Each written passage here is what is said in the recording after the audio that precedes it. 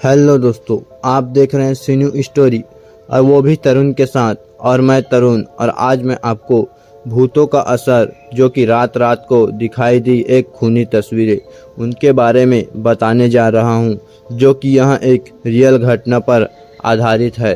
और इसे भेजा है मेरे बुआ के बेटे ने, जो कि उनके गांव के एक व्यक्ति के साथ गुजरा हुआ है, जो कि मैं उनका नाम और उनका गांव का नाम नहीं बताना चाहता। तो चलिए चलते हैं अपनी कहानी की ओर। एक समय की बात है, पहाड़ों में गहरे बसे एक छोटे से गांव में रहस्यमयी और परेशान करने वाली घटनाओं की एक श्रृंखला सामने आने लगी। गांव के लोग नाम के उल्लेख पर कांप जाते थे, क्योंकि उनका मानना था कि यह स्थान प्रतिशोधी आत्माओं से घिरा हुआ था। अकेले बाहर निकलने की हिम्मत करने वाले किसी भी व्यक्ति के लिए रातें एक भयावह अनुभव बन गई थी। यह सब तब शुरू हुआ जब राहुल नाम के एक लड़के, स्थानीय फोटोग्राफर, ने एक दुर्भाग्यपूर्ण रात में फोटोग्राफी अभियान शुरू करने का फैसला किया। अपने कमरे को एक अतृप्त जिज्ञासा के साथ वह भयानक अंधेरे में उतर गया। जैसे ही उन्होंने गांव की खोज की, उन्होंने अजीब देखा। अपने दृष्टि के कोनों में उन्होंने छाया और छिपी हुई भयावह आकृतियों की झलकियां पाई। डर से विचलित हुए बिना राहुल ने अपने चश्मे से गांव के सार को पकड़ना जारी रखा, लेकिन उनके आश्चर्य के लिए विकसित तस्वीरों ने भूतों की डरावनी छवियों का खुलासा किया। और क्रोध से विकृत चेहरे, दुर्भावना से चमकती आंखें और अलौकिक रूपों की विचित्र बुद्धि तस्वीरें में दिखाई दी। भूतिया गांव ने राहुल के कैमरे पर अपनी छाप छोड़ी। राहुल की भयावह खोजों की खबर जल्दी ही पूरे गांव में फैल गई, जिससे पहले से मौजूद डर में और वृद्धि हुई। लोगों ने पीड़ित आत्माओं की कहानियों को बाहर के क्षेत्रों से बदला लेने और अधूरे काम की तलाश में फुसफुसाया।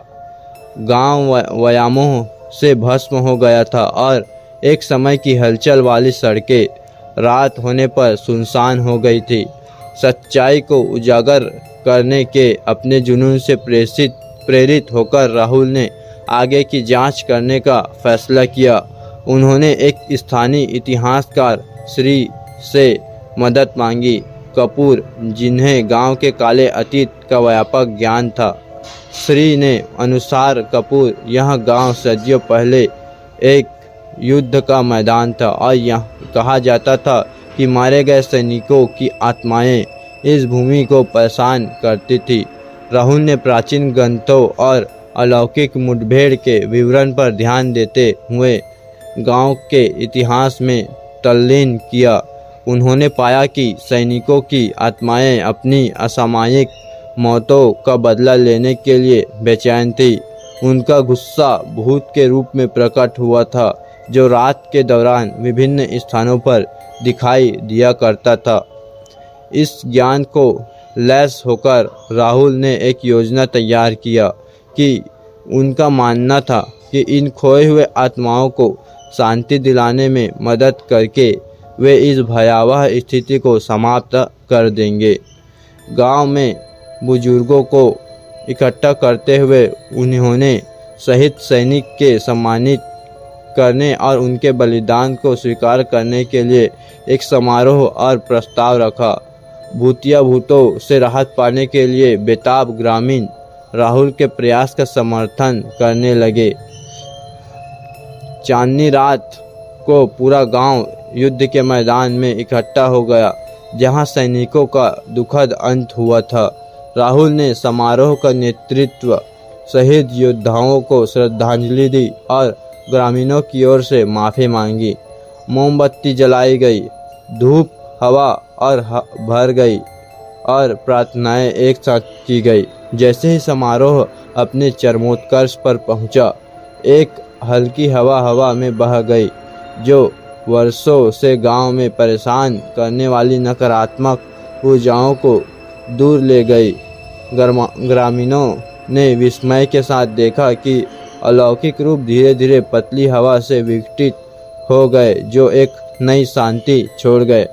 उस दिन से गांव बदल गया। रातें अब भयानक भूतों से प्रेतवादित नहीं थी। एक बार ग्रामीणों को जकड़ने वाला डर धीरे धीरे दूर हो गया, जिसकी जगह राहत और सद्भाव की भावना ने ले ली। राहुल की तस्वीरें, जो कभी अलौकिक भयावह को दर्शाती थी, अंधेरे पर गांव की जीत प्रमाण बन गई। प्रेतवाधित गांव की कहानी एक सावधान करने वाली किंवदंती बन गई, जो उन बेचैन आत्माओं की याद दिलाती है जिन्हें समझकर करुणा के माध्यम से शांत किया जा सकता है। राहुल, जिन्हें हमेशा एक फोटोग्राफर बहादुर के रूप में जाना जाता था, उन्होंने इस रहस्य को उजागर किया और ग्रामीणों के दिलों में एक स्थायी विरासत छोड़ गए। और इसलिए गांव अपने पूर्व शांतिपूर्ण अस्तित्व में लौट आया। उन लोगों की यादों में प्रेतवाधित प्रतिध्वनि की केवल मंद फुसफुसाहट के साथ उन्होंने भयावह तस्वीरों को देखा था, उस समय की याद दिलाता है जब भूतों के प्रभाव ने गांव का अपनी अशुभ छाया डाल दी थी। और गांव अब शांत हो गया और सब रात को निकलने से भी नहीं डरते थे। उसके बाद भी कोई घटना नहीं हुई थी, तो गांव वालों ने राहुल को बड़े अच्छे से सम्मानित किया।